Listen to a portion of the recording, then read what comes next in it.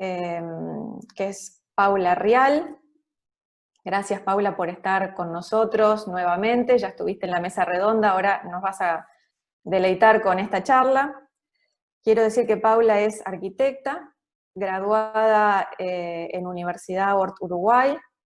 Además, hizo un diploma de especialización en proyectos de paisaje, que lo cursó en la Universidad de la República. Es docente de la materia paisajismo en la carrera de arquitectura y licenciatura en diseño de interiores de Universidad Hort Uruguay. Además, es coordinadora académica de una nueva carrera, técnico en paisajismo, que va a comenzar su primer dictado en Universidad Hort en marzo del 2021. Tiene además su estudio como profesional independiente de paisajismo, y dentro de ese estudio ha realizado trabajos de paisajismo a diferente escala, desde un master plan a gran escala, como diseños de espacios verdes para viviendas particulares o pequeños jardines. Y también es artista plástica y ha logrado esa interacción y esa mezcla de lo que es las artes plásticas y la botánica o los espacios verdes, reflejándolos en su arte. Bien, ahora en particular quería comentar un poco cuál es el sentido de esta charla de Paula, que parecería ser que se escapa un poco de lo que es específicamente el paisajismo, porque ella va a tratar en la parte de botánica reflejado en el arte. Y lo que quiero comentar es que en general el conocimiento académico se va construyendo uno sobre otro, ¿sí? Entonces, si uno trata el core, la temática específica de la especialización, sin vincularlas con otras temáticas, ese conocimiento no puede expandirse. La gran belleza de poderlo vincular, en este caso la botánica, con el arte y con la representación de la botánica a través del arte, es poder mirar la botánica desde otro punto de vista, poder mirar esta disciplina con otro ángulo, y es lo que nos permite enriquecer el conocimiento y crecer sobre lo ya conocido. Mirar a través del arte nos permite, digamos, captar la filosofía de la época, los aspectos sociológicos, la psicología, la forma de pensar, y reinterpretar entonces esta visión de los elementos de la botánica a través de distintas épocas, y bueno, ir así pudiendo conocer cuál es la interpretación que hacen las distintas etapas del arte de esta temática en particular, para poder llegar hasta el presente. Creo que Paula, que va a empezar muy atrás en la historia, va a tener que hacer este recorrido rápidamente para poder llegar al día de hoy. Así que, Paula, sin más te dejo la palabra y te agradezco que estés con nosotros, que nos acompañes y que generosamente nos brindes tus conocimientos y compartas con nosotros este trabajo que hiciste en tu tesis de posgrado. Gracias, Graciela, por la presentación. Y bueno, sin más, vamos a arrancar. Como decía Graciela, lo único que yo lo grafiqué es para el diseño de interiores, cuando uno coloca una lámina de botánica, que están tan de moda, las láminas vintage, esa lámina fue hecha en un contexto que quizás no sabemos cuál es. Y la lámina botánica tiene eso de que nunca pasa de moda, porque las flores siguen siendo las mismas la mayoría de las veces. Y vamos a explorar un poco cómo se hicieron estas imágenes y en qué momento.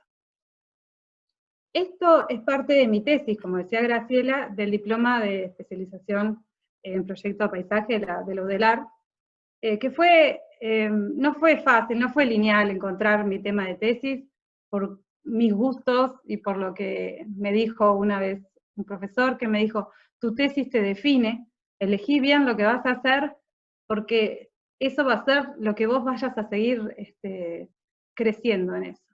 Y bueno, yo tengo este tema que trabajo en arquitectura, en arte y en paisajismo como una sola cosa. Yo cambio de área y me siento en la misma. Yo cuando hacía arquitectura, esto es para ilustrar solamente, este es mi proyecto de carpeta, que hice un bosque, ¿no?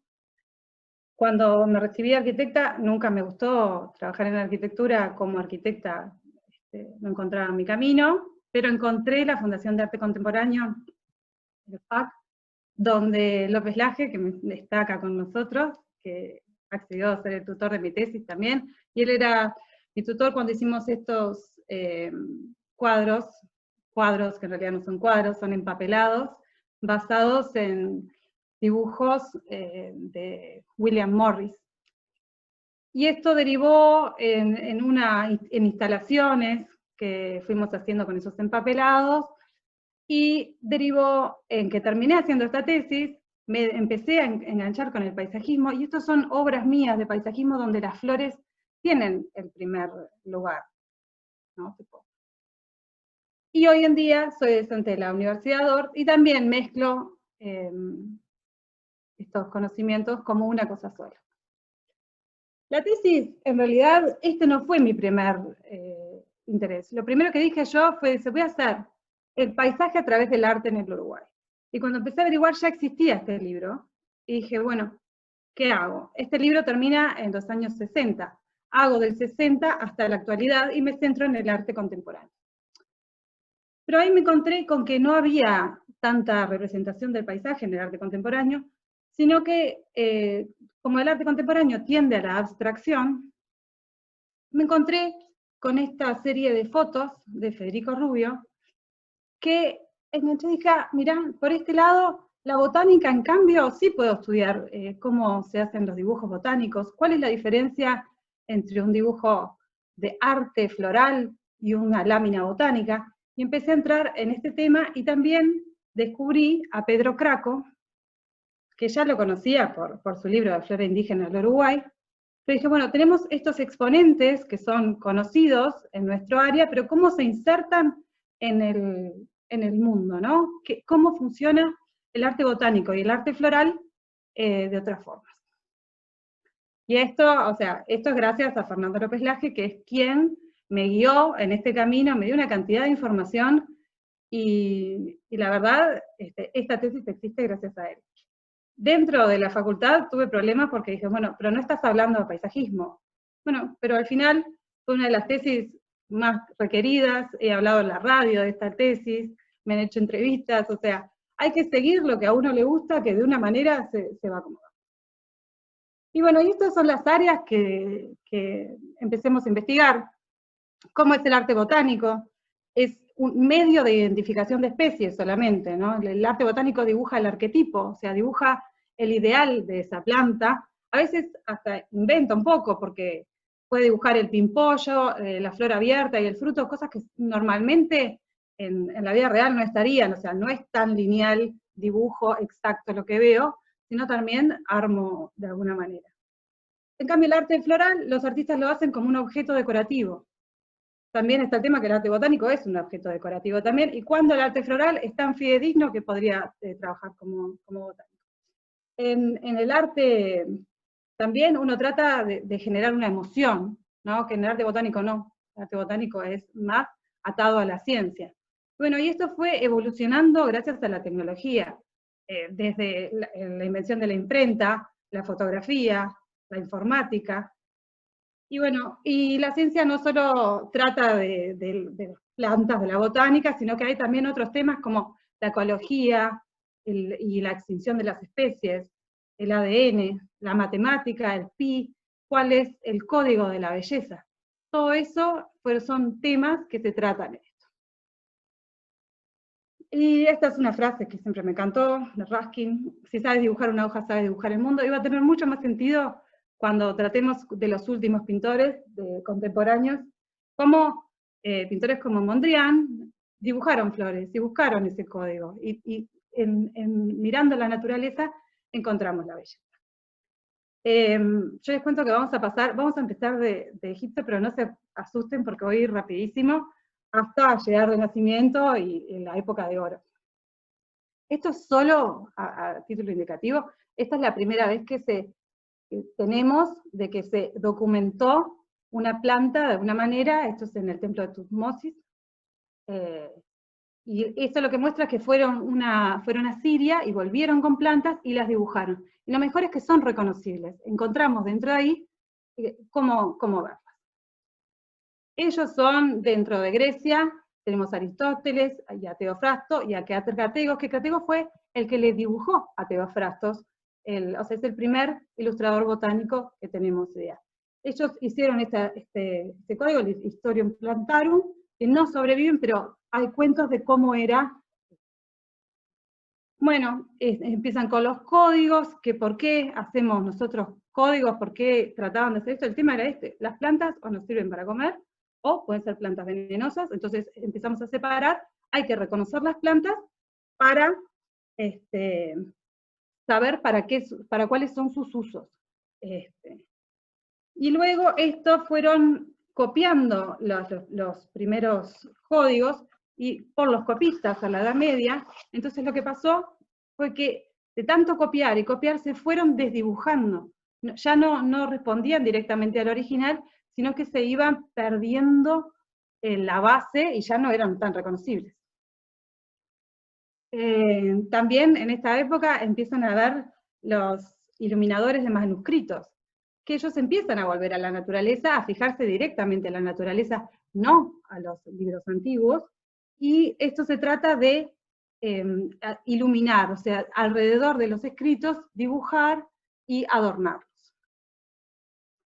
Esto también es una de las primeras grandes obras donde se pueden reconocer las plantas en la obra, porque hasta antes los paisajes eran plantas, pero nada era reconocible. Acá por primera vez encontramos unos lirios y empezamos a ver plantas que se corresponden con la vida real. En el Renacimiento tenemos los primeros dibujos botánicos. Esto ya podría ser una lámina botánica, ¿no? Pero estos no son un dibujo en sí mismo, una obra terminada, sino que son estudio de la forma de un lirio, estudio de las flores. Estos dos son de Da Vinci. Y acá hay algunos estudios básicos, pero esto era más como dibujando las teorías de Da Vinci de que, bueno, si yo sumo todas las ramas de un árbol, me da el mismo área que el tronco, y después se comprobó que era real. Bueno, esto es de Durero, este dibujo tiene la Madonna con el niño, y acá está el lirio separado, que es este lirio que está acá atrás, que bueno, que se trata también del simbolismo religioso, y esto es solo un estudio.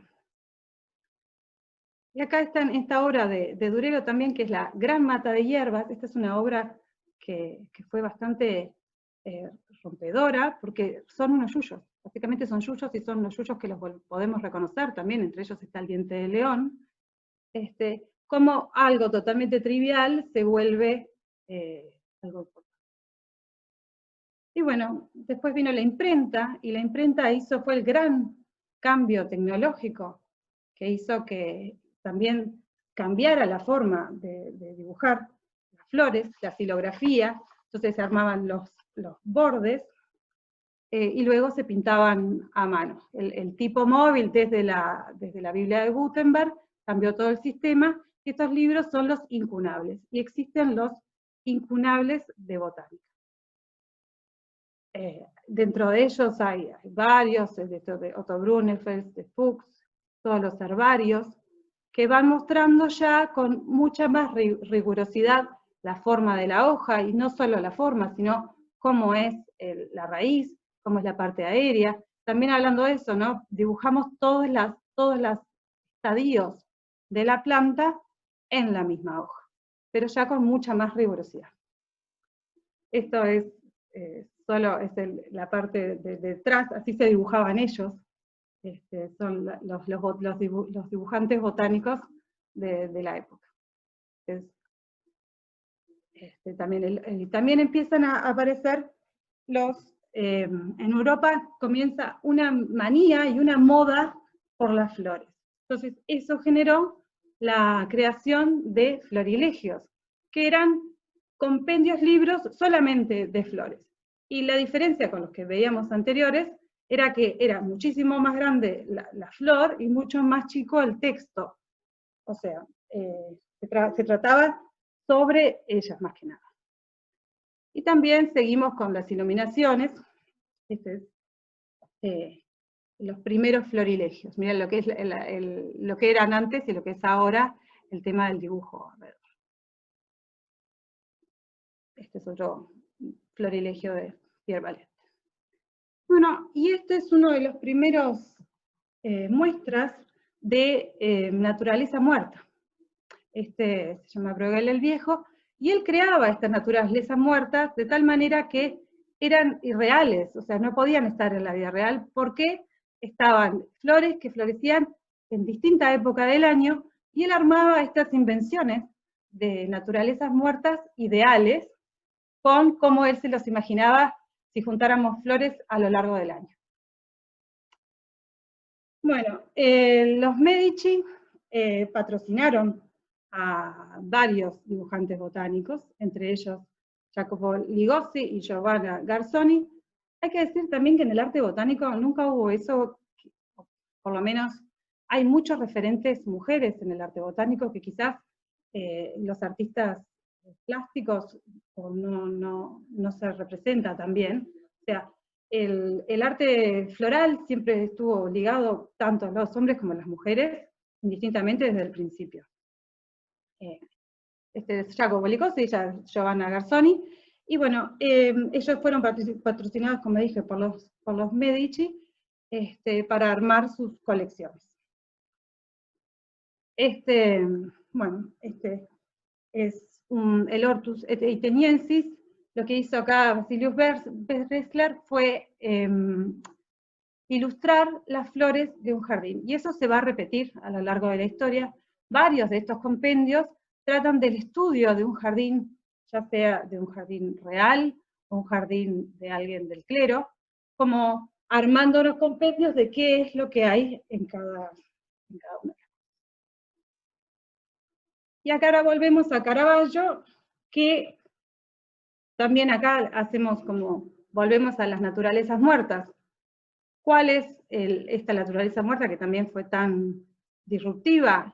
Bueno, fue la primera vez que vemos cosas tan muertas, que están rotas, que no están bien. Y el Caravaggio decía que era igual de importante hacer una escena bíblica que hacer un jarrón con frutas. O sea, ponía al mismo nivel, pero a través de la naturaleza muerta, él daba algunas alegorías religiosas a través de esta imagen. También en Holanda sucede como una moda totalmente exacerbada de los bulbos de tulipán. En un momento un bulbo de tulipán podía llegar a valer lo mismo que una casa, y ahí se produjo una moda muy importante de bueno, si no me puedo comprar el tulipán, por lo menos me compro un dibujo de un tulipán, y lo tengo en mi casa, que es parte del nacionalismo de Holanda. Y bueno, esta Judith Leister hizo el libro 500 tulipanes.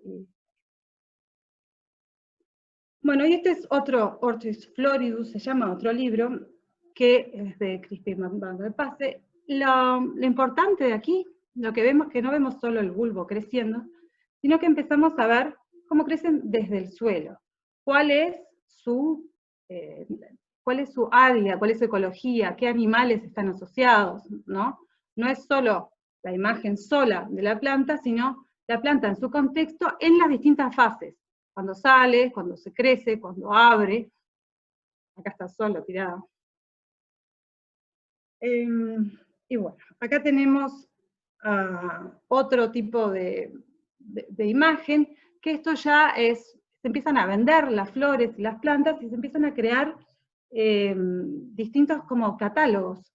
Este Ravel es un catálogo para un vivero, Aubriet tiene este tipo de dibujos, que ya de nuevo, fondo claro, la planta con las distintas fases, y acá el fruto, ¿no? Esto es bien como una lámina botánica que se va armando como el ideal. Y esto es un álbum que se llama La Guirlande de Julie, que es un regalo que le hizo un varón a su novia, entonces le mandó iluminar todo un libro por Robert, y si miramos, son todas flores totalmente reconocibles, y estos es de los dibujos más lindos que hay de esta época. Bueno, y ahora llegamos a una etapa donde el arte botánico y la botánica en sí empieza a tener más importancia con Linneo. Linneo Linneo era el botánico, fue quien hizo la clasificación binomial de las plantas, que fue donde ponemos el nombre en latín, la separamos según la familia, la especie, y fue él es quien dibujaba las ideas de Linneo. Esta lámina acá, no se ve acá, pero es la clasificación del sistema natural sexual de las plantas por la cantidad de anteros, y esta fue dibujada por él, que todo esto empieza a armarse como grupos de personas que Linneo le ofreció a Eret que si se quedaba en Holanda en la universidad, pero él no, él prefirió irse a Londres, y ahí en Londres desarrolló una carrera bárbara, ilustró una cantidad de libros. Muchos de estos grandes dibujantes trabajaban dando clases de dibujo a hijos de la aristocracia, ¿no? Y él ahí tuvo un muy buen vivir en Inglaterra. Acá hay una de los que más me gustan a mí, personalmente, porque trata de las plantas y las mariposas que están asociadas. Y esto vamos a empezar a ver también cómo no es solo, empezamos a ver la ecología de la planta, que es algo que está súper vigente y cada vez es más importante hoy en día. Yo creo que este tipo de lámina es de lo que hoy en día, con él y María Sibila Merian, está influyendo también en cómo yo trabajo como paisajista, y cómo hago para que las mariposas vengan a los jardines, ¿no? O sea, que esto no es solo me quedo con una lámina, sino que cada una de estas pequeñas cosas va entrando en nuestra información. Bueno, Mary Delaney estuvo con Eret en un momento porque estaban como en un grupo de intelectuales, estaban todos juntos en Londres, liderados por una aristócrata. Ella lo que hace es esto que se llaman, son collages, hechos con un papel de seda especial, y ella iba cortando y pegando cada una de estas pedacitos, cada una de sus, es de las más, que dibuja con más detalle, no dibuja, recorta en realidad, con más detalle, y logra las mejores láminas. Esto decís, bueno, esto ya trasciende el arte botánico, ¿no? También el fondo negro es algo como súper importante, cómo despega del fondo a la imagen, y la calidad artística que tiene esto. Hubo una exposición sobre el arte de ella, y hay un libro que se llama The Paper Cup Garden, que están muy buenos, y, o sea, elegí 2, hubiera elegido 10, porque es muy, muy impresionante.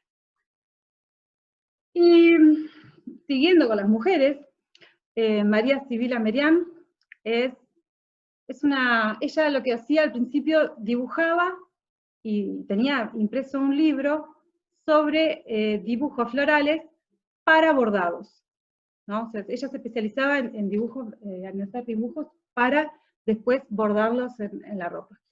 Pero después que se divorció y se terminó embarcando en una expedición, y ahora entramos en el tema de las expediciones, porque con el tema de las expediciones a buscar al nuevo mundo, también se buscaban nuevas plantas, y esas plantas había que clasificarlas, había que dibujarlas.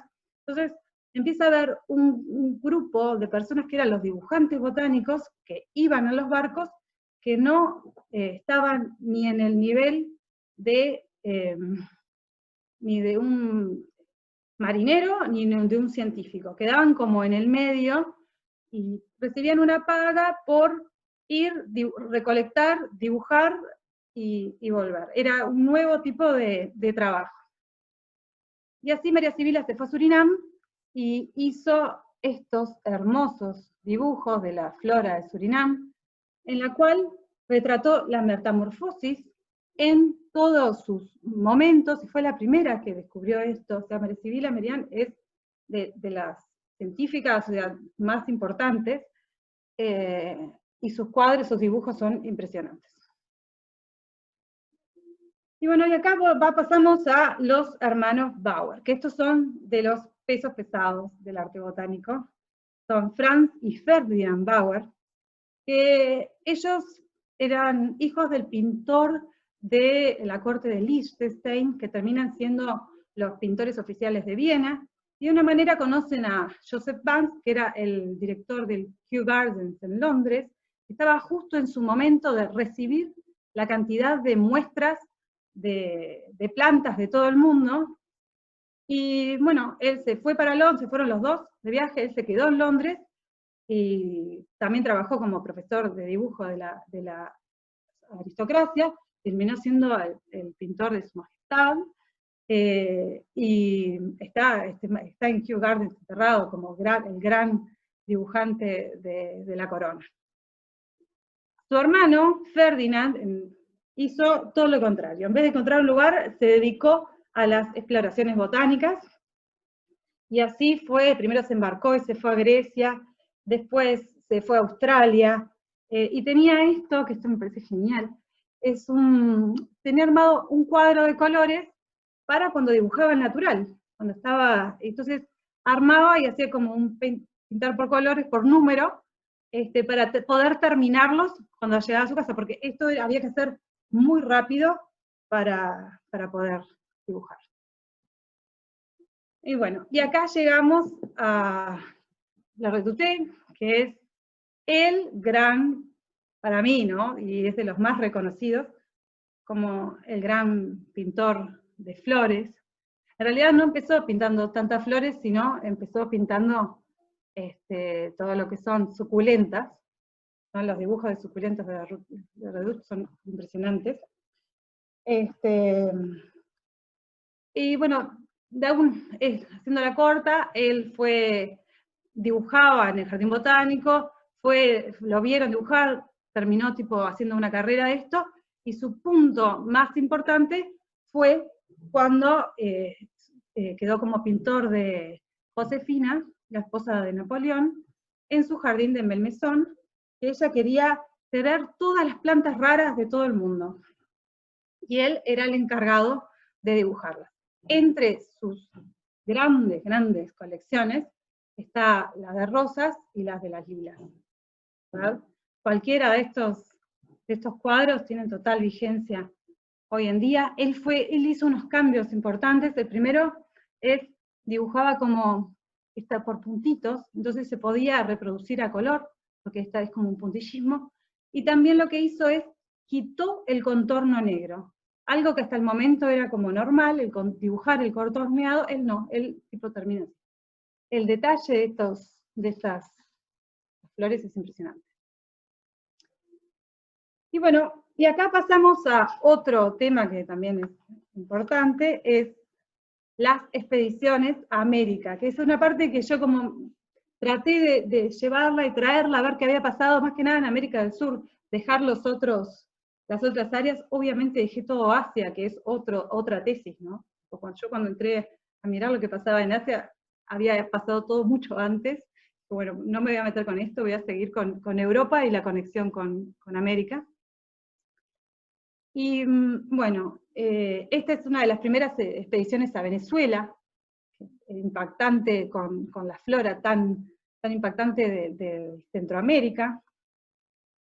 Esta fue otra expedición a Nueva Granada, y esta es súper importante, porque acá fue Mutis, y terminó quedándose, y terminó quedándose 33 años, y él no le daba el tiempo para dibujar todo lo que tenía que dibujar en Nueva Granada.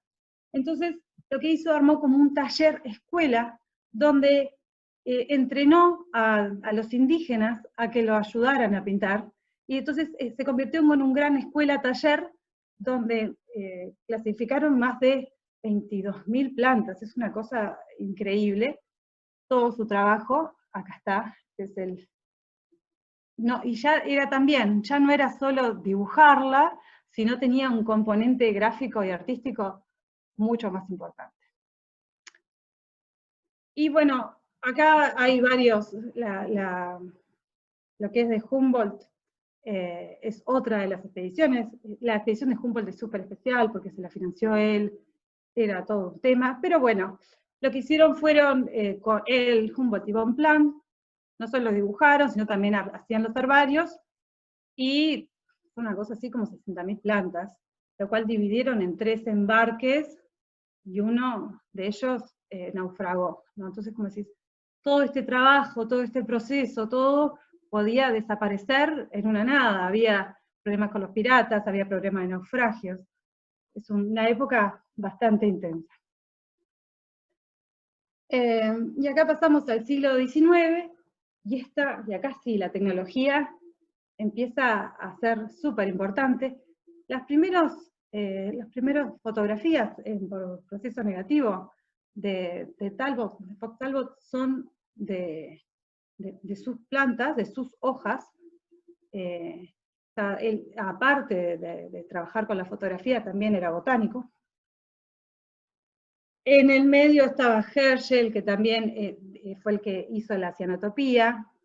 Se fue a vivir a Surinam, a Sudáfrica, a tratar la flora sudafricana, y terminó trabajando con cianotopía, que también otro grupo de intelectuales, digamos, Anna Atkins, que era esposa de un profesor, empezó a probar el proceso de la cianotopía, que trata con un sulfato de cobre, cómo grabar esto. Entonces hizo el primer libro, completamente de fotografías de la historia, que son, uno son las algas británicas, y el otro son los helechos británicos.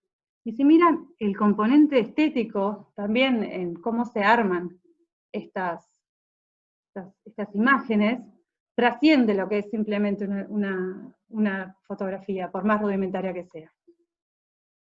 Y acá pasamos a Blossfeld, que él de alguna manera fue el que inspiró a Martín Rubio, que fue el que yo primero vi, como todo se concatena.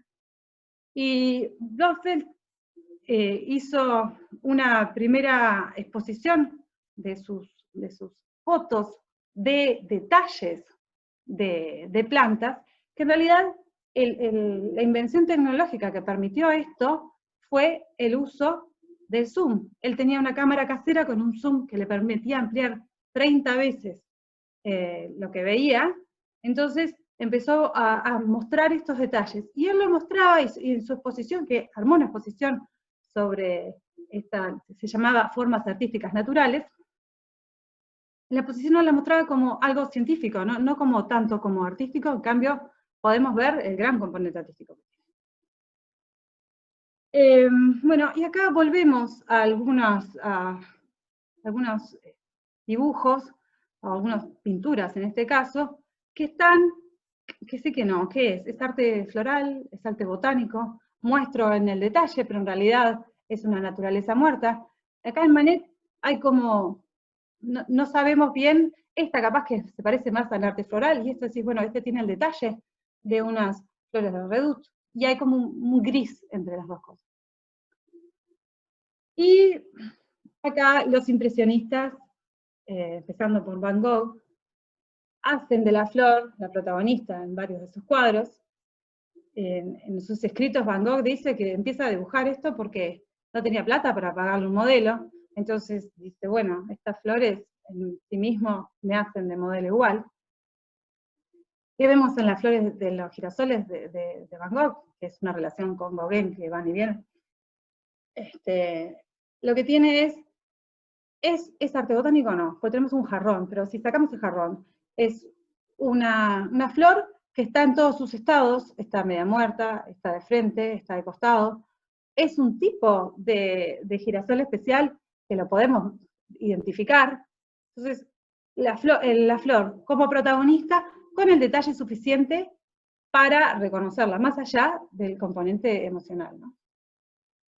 Y esta que también es algo impresionante, los lirios estos de Van Gogh lo que tienen es que es cuando él ya está en el asilo, en Saint-Rémy, y empieza a usar el jardín también para pintar. Y también es primero, ya es como parte de un jardín, pero no es un paisaje tan armado. Y hay, más allá que dije, en esta tesis no voy a hablar de paisajes, Monet es súper especial, porque él primero hace su jardín y después lo pinta. Entonces, es tan impresionante como los nenúfares, que dice que los pintó más de 250 veces. Hay cuadros gigantes en el Museo d'Orsay que están 1 a 1, tamaño gigantesco, con el que uno se siente inmerso adentro, pero están hechos con el detalle y también todo hecho con la realidad. Una realidad que él creó como paisajista, que después la llevó de nuevo a la pintura, ¿no? Y Klimt, que tiene otra manera de pintar, supuestamente también es como pintaba con lo que le sobraba de los retratos. Pintaba para él descansar, no pintaba como algo como mandatorio, era como secundario a la pintura que él hacía. Pero también tenía su jardín y dibujaba pedazos de su jardín. Bueno, acá pasamos ya a los nuevos rumbos, o sea, a nuevas experimentaciones. La primera, que es Georgia O'Keeffe, que hace estos cuadros que son enormes y muy hablados, a ver si ella mostraba la parte sexual de la flor, y eso fue como súper disruptivo en su momento. Ella decía que no, pero mostraba como parte del proceso esto que en su momento fue bastante escandaloso, ¿no? Otro que armó cosas divertidas es Salvador Dalí, que tenía estos, dentro de su obra tan original y tan especial, estaba Flor Dalí, que eran cosas inverosímiles o imposibles que juntaba flora con fauna en nuevas interpretaciones. Y ella es impresionante, porque yo realmente esto se lo debo a López Laje, porque yo no la conocía, y cuando empecé a conocer su obra quedé muy impactada, porque ella tenía una doble vida como artista, y vamos a ver que hay varios que tienen una doble vida como artista, incluido Klimt, ¿no? Que hacía unos retratos y en sus momentos de ocio dibujaba flores. Hilma Klint tenía una fachada dibujando naturalezas muertas, retratos, todo coherente con la época, pero pertenecía a un grupo que se llamaba Las Cinco, que hacían prácticas de esoterismo y espiritismo, y ella empezó a dibujar este tipo de pinturas ya abstractas, planas, que ella se dio cuenta que eran demasiado disruptivas con la época. Entonces en su testamento dijo, miren, por 20 años que yo me muera, no se puede mostrar. La obra tiene que permanecer junta, no se puede vender, no se puede mostrar, no se puede exhibir. Creo que en 20 años el mundo va a estar pronto para ver mi obra. Y cuando se mostró recién en 1986, realmente se le trata como que capaz es ella la primera persona que hizo arte abstracto, ¿no? Bueno. Y acá empiezan una serie de poner juntos varias imágenes de una obra de artistas reconocidos y cómo comenzaron. Como decíamos al principio, lo que dijo Ruskin, si podemos dibujar una hoja, podemos dibujar el mundo. Este es el camino de Matisse, que en su momento empezó pintando este tipo de cuadros, se fue abstrayendo y terminó en esta obra como Leger, que es en realidad un collage. En el medio, Matisse es conocido por el arte salvaje, fue súper criticado, pero acá lo vemos en la última etapa, haciendo estos collages con hojas pintadas por él, en silla de ruedas, generando como estos estupendos armados. Este fue también uno de los que también me impresionó, porque Mondrian, que uno lo conoce como neoplasticista, y por estos dibujos, estas obras tan geométricas, solo con colores primarios, bueno, en su momento Mondrian empezó dibujando este tipo haciendo este tipo de estudios sobre flores. Mondrian decía que él dibujaba y veía lo hermoso que era una flor, pero sabía que más allá de eso, en el fondo había una belleza intrínseca mucho más importante, una belleza de la geometría, que era más difícil de dibujar que la flor en sí misma. Y también está bueno mirar el medio, ¿no? Si por un momento dice, bueno, despojo a la flor de los demás colores, me quedo solo con los colores primarios, como en un momento después llega a esta esquematización y a este uso de las relaciones geométricas. Bueno, él es de mis preferidos porque lo que también, o sea, él tenía una doble vida como Hilma af Klint, pero al revés. Él mostraba sus dibujos abstractos y escondía sus dibujos de flores. Porque en sí mismo, es lo que muestra acá, esto me encanta porque esta es su abstracción de un girasol. El girasol en sí no tiene por qué tener el girasol gigante encima. Con esto a mí me alcanza para saber que es un girasol. Y también en esta serie que él les puso en el MoMA, impresionante, son aguafuertes, él lo que muestra es la memoria de que le dan las plantas, como quizás una vez se compró una flor, porque era un día de frío, y dice, bueno, pues la dibujo porque esta flor es importante para mí en este momento, o este girasol creció en el techo de mi estudio, y es un girasol que es importante para mí. O sea que una relación con las flores como de retrato, estoy retratando a algo que es importante para mí en un momento. Bueno, acá rompí mi regla también de no hacer nada de arte asiático, pero me encantó esto, porque estas formas explotadas de Funky Way, que son flores, es una fotografía de una flor que metódicamente desarma sus partes y las va desarmando. Tiene una serie enorme de estas flores, estas particulares, porque no sé si se dieron cuenta, porque las cosas que más se repiten, o los tipos de flor que más se repiten, son lirios, girasoles y rosas. Son los preferidos y que prácticamente casi todos han, de alguna manera u otra, dibujado, representados. Y bueno, y como veíamos las flores de Giorgio O'Keeffe que mostraban en gigante cómo funcionaba la planta, era un escándalo, esto no, es una cosa súper sutil que muestra todas sus partes de una manera aislada. De nuevo, con los girasoles, acá vamos con Marquin, otro nuevo que yo no conocía. Marquin, en realidad es un artista contemporáneo que se hizo conocido, o sea, su obra más importante, más allá de esto que yo estoy mostrando, es un busto que hizo él de él mismo con su propia sangre congelada. O sea que él trata sobre cosas como el ADN, la identidad, es muy, muy científico y muy especial. En este caso, esta es una exposición en la Fundación Prada, donde genera un jardín con plantas que jamás podrían estar juntas en un lugar normal. Entonces él genera una manera de congelar las plantas, o sea, las sumerge en una silicona especial y las tiene que mantener a menos 20 grados, arma unos tipos de composiciones paisajísticas que sería imposible tener en la vida real.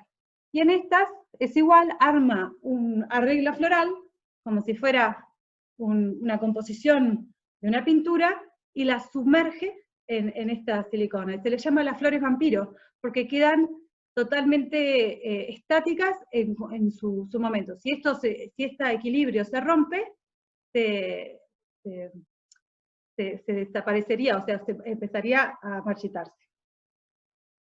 Y esta que está acá es una escultura gigante en cobre pintado, que también tiene referencias a George O'Keeffe, es como un 3D de ese tipo de imágenes gigantes, en las cuales también muestra muy deliberadamente la función sexual de las personas.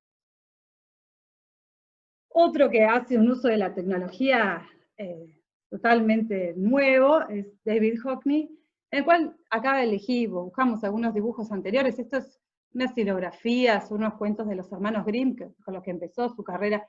Él no se hizo conocido por otras cosas, y estos son unos dibujos en el medio de su carrera, pero esto es tan especial porque lo hizo con su iPhone, ¿no? Acá está la exposición de David Hockney de dibujos florales hechos con su iPhone. Y acá volvemos a Latinoamérica, pero de otra manera. Ella es Margaret Mee, es una profesora de dibujo inglesa, que siguió a su marido, que era trabajaba en arte, se mudó a Río, y ella empezó a hacer unas idas a la Amazonia, a dibujar, a buscar nuevos tipos de flores, y impresionantes, sus dibujos son de una calidad artística imponente. Sus idas a la Amazonia son increíbles, fue más de 40 veces. Hay una película hecha sobre ella que se llama Margaret Mee y la flor de Alúa, que registra cómo ella se va en una piragua a medio de la selva amazónica a dibujar una flor que solo abre de noche y necesita ese momento para pintarla. Y también volvemos con esto de la ecología. Ella al principio dibujaba, sus dibujos son de las plantas aisladas. También para nosotros es importante, porque algunas son muy reconocibles, porque es de Brasil, estamos acá cerca. Y cuando volvía, un tiempo después, se da cuenta que ese pedazo del Amazonas ya había desaparecido. Entonces empieza a dibujar a las imágenes de sus flores en su contexto, para ver la importancia que tiene el contexto, y súper activista de la ecología en el Brasil. Increíble que después de haber ido no sé cuántas veces al medio del Amazonas, estuvo en Londres y se murió en un accidente automovilístico, ¿no? Los cuentos de sus idas al Amazonas son imponentes, desde que un animal se comía su periquito, era una locura pero la vida de ella es una vida totalmente normal, de maestra de arte, se transformó en una superaventura, una mujer aventurera, por ir a dibujar plantas. Y bueno, ahí en Uruguay tenemos, estos son los primeros dibujos o primeros tipos de recopilaciones de Atilio Lombardo, que tiene un dejo artístico, pero en sí el que realmente tiene el podio por ahora de dibujo botánico es Pedro Craco, que en este caso no es solo por su dibujo en sí mismo, que es hermoso, sino por lo útil que es. Y lo útil que me es a mí para proyectar como paisajista en la diaria. Y esto está en un libro del Banco de Seguros del Estado, que muestra la fenología, que es cómo cambian los arbustos a lo largo del año. Yo lo entrevisté para esta tesis, fue súper lindo de hablar, en realidad es genial, porque él tanto no le importa dibujar los árboles, y en este momento no era muy reconocido, pero esto ha cambiado, por suerte. Y también, a ver, estos calendarios florales, que también están en la página del Banco de Seguros, es un PDF, o están impresos, este es en él. Y muestran las flores, los arbustos más reconocidos, y cómo a través del año, semilla, cuando florece, cuál es lo importante. O sea que no quedamos solo con la imagen, sino que también en el uso científico, y cómo es una tabla para nosotros. Él, con Pablo Ross, recientemente fallecido, habían hecho un team fabuloso de arquitecto, pintor e ingeniero agrónomo, que siempre decía que es lo importante de trabajar en grupo y trabajar bien. Ahora, esta tesis fue terminada en el 2014. Del 2014 hasta acá pasaron cosas, por suerte, y gracias a Ana Ballarino, una profesora que tuve en el posgrado, Craco empezó a aparecer en más. Se tuvo una exposición en la Facultad de Arquitectura, en la cual él se negó a dar que no le importaba, y bueno, fueron buscando a ver a quién le había regalado un dibujo, otro, y armaron una exposición, y después hubo otra exposición en el Blanes, súper linda armada, ahí sí teníamos de todo, y acá está, porque también el catálogo está online, está bueno para estas cosas que sean públicas y que sean para todos, es fundamental. Esta es la exposición en el Blanes. Y esta fue el año pasado en el Botánico, que era una exposición a cielo abierto, dentro del Jardín Botánico. La verdad, las gigantografías impresionaban para bien. También conocí esta obra de Osamu Makoto, que es impresionante, cómo trabaja con las flores, pero no como Mark Quinn, que las deja estáticas en silicona. No, él deja que se mueran y busca la belleza en lo que está roto, en lo que está muerto, entonces se llama el peso de la belleza, y arma una escultura botánica que dice, y deja que se muera, y vemos cómo va cayendo y qué va saliendo. Esto armaba, esto es para Yves Saint Laurent, armaba arreglos florales por el día, y dejaba que se murieran, y esperamos a ver qué pasa en la belleza de esto, de que no todo tiene que estar perfecto, no todo tiene que parecer impecable. También Rebeca Luisló también trabaja en esto, trabaja en el decay, se dice en inglés, o sea, en dejar que hacer unas instalaciones de flores gigantes, pero esta es flor cada una, hacemos unas nubes de flores gigantes colgadas, y deja que pase lo que pase con el tiempo. A nivel local, Sebastián Sáez, es impresionante como él dibujaba más retratos, tengo la suerte de haber sido retratada por Seba, él es compañero de la Fundación de Arte Contemporáneo, pero es un despegado, y empezó a hacer estos cuadros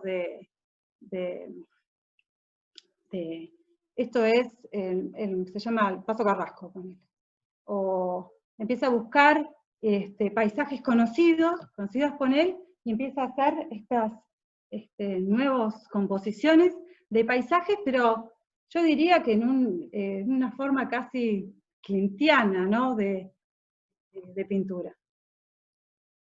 Y bueno, y también mi hermana, por estas cosas de la vida, mi hermana es fotógrafa y diseñadora gráfica, empezó a armar unos cuadros, orgullo de que sea mi hermana, de fotos de flora nativa, y después derivó en flora también no nativa, en grupos de páginas.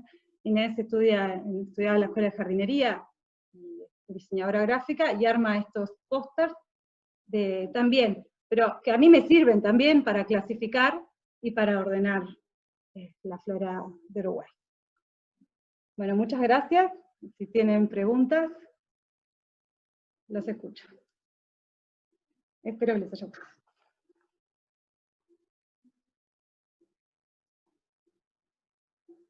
A ver, casi no se podía ver el calendario donde se podía conseguir. Se consigue en la página del Banco de Seguros del Estado, en la parte de almanaques. Acá, a ver si se lo puedo poner. Esto es del Blanes, está ahí, en la página del Banco de Seguros hay una parte que dice almanaques, y es de un año en particular, creo que es del 92.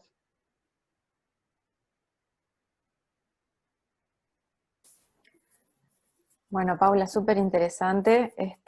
Tú querías que habilitáramos el micrófono a una persona y ya está habilitado, así que si querés darle participación, con todo gusto. Sí, Fernando López Laje, que fue mi tutor en esta tesis. Hola, Gracias, buenas noches Fernando. a todos. ¿Cómo Gracias andan? por estar. Yo estoy como embelesado, escuchando como si fuera la primera vez todo, esta arqueología botánica, que me parece que está súper clara y a la vez tiene pila de puntas que podrían generar múltiples investigaciones posibles. No sé qué querés que diga, Pau. No, nada. Quería tu aval, porque así como te tuve que pedir permiso para imprimirla, ahora te pido permiso para terminar de hablarla.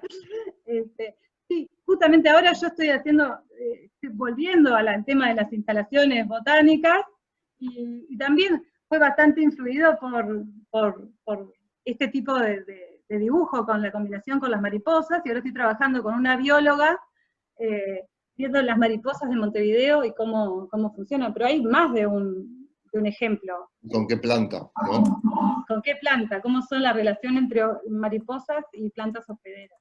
Una locura. Está bueno. Sí, es como un sistema muy increíble, que es como, que se genera, en realidad en todos los artistas que nombraste también, hay como diferencias interesantes que podría llevar horas de discusión, ¿no? O de charla, pero sobre todo a partir de la imprenta, ¿no? Ahí creo que es el primer punto de inflexión, donde todo empieza a ser un poco más sistematizado, digamos, ¿no? Claro. Y luego creo que a partir del siglo XVIII empieza a verse ahí con el tema de las exploraciones y todas esas búsquedas de la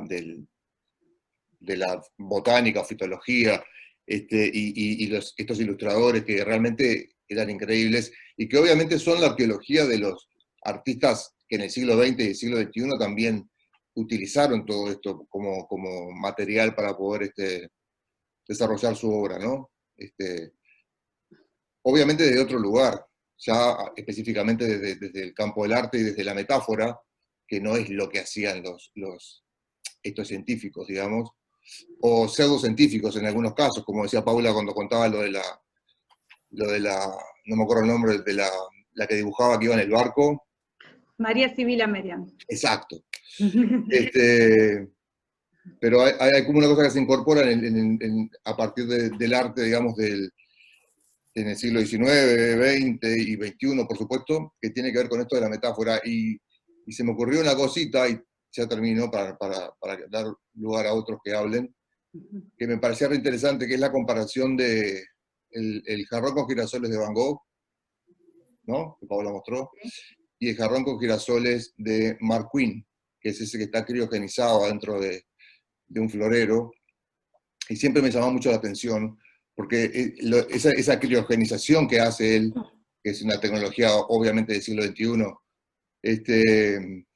que hace que esas flores estén eternizadas, ¿no? Y no se sabe si están vivas o muertas, pero sí están con su esplendor por tiempo infinito ahí. Frente a la pintura de Van Gogh de los girasoles, podría pensarse casi que la pintura tiene las flores más vivas que las de Mark Quinn, que en realidad son flores reales. Porque se muestra el ciclo de la vida de las flores, ¿no? Hay unas flores marchitas, y hay como una cosa que encarna ahí el ciclo vital que me parece que es interesante y que creo que ahí rescato bastante a Van Gogh. También a Mark Quinn, pero Mark Quinn es un poco más macabro, creo, ¿no? Eso que decías vos, eso de que como que vampiriza, ¿no? Vampiriza, flores vampiras. Es una mezcla de vampiro y Walt Disney, ¿no? Sí, total. Total. Bueno, eso, brillante, como siempre, Paula, y no sé, yo quiero que me parece más interesante que hablen nosotros. Sí, no, ya está. Yo quiero escuchar. Yo ya hablé demasiado. Gracias, Graciela, por este espacio, para mostrar esto que hicimos con tanto amor, que realmente fue una tesis larga de hacer en un momento muy especial, y que les gusta a los demás compartirlo. Está colgada en la página Eso de la FADU. Paula. Si no te animabas a poner el link a la tesis, así a los que le interesen la pueden leer. Mientras vas buscando el link, bueno, mi agradecimiento nuevamente, sumamente interesante. Vamos a seguir con el tema de botánica y espacios verdes, Muchas gracias a López Laje por sumarse, que no le avisamos que iba a tener que hablar, pero que veo que no tiene ningún problema. Y bueno, de pronto lo podemos incorporar también a él para alguna próxima actividad. No sé si alguien quiere hacerle alguna pregunta a Paula. Se han quedado extasiados. Tenemos 32 personas que siguen en la sala. Creo que quieren más. Habilítenlos y que pregunten. Y bueno, si alguien quiere que le habiliten el micrófono para hacer alguna pregunta, nos escriben en el chat, les habilitamos. Y si no, dejamos nuestro compromiso de seguir con alguna otra temática. Sería interesante que también ustedes propongan si hay algún tema específico del paisajismo que quieran escuchar y nosotros organizamos. Perfecto. Bueno, en el chat nadie pide que le habilitemos el micrófono. Bueno. Bueno, Paula y López Laje, entonces, muchísimas gracias. Si les parece, entonces vamos dando por terminado. De todas maneras, si surgen inquietudes, nos las pueden hacer llegar por mail y nosotros se las trasladamos, bueno, a cualquiera de los dos. Así que, bueno, muchas gracias a todos por estar aquí y síganos que van a seguir habiendo actividades interesantes. Vamos a tener una mesa redonda internacional sobre interiorismo que va a ser en noviembre.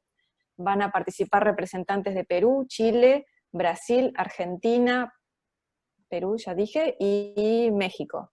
Así que bueno, desde ya los invitamos, les van a ir llegando información a través de nuestras redes sociales y del boletín informativo de nuestro newsletter. Bueno, muchas gracias. Bueno, gracias a todos. Gracias, Paula. Un gusto.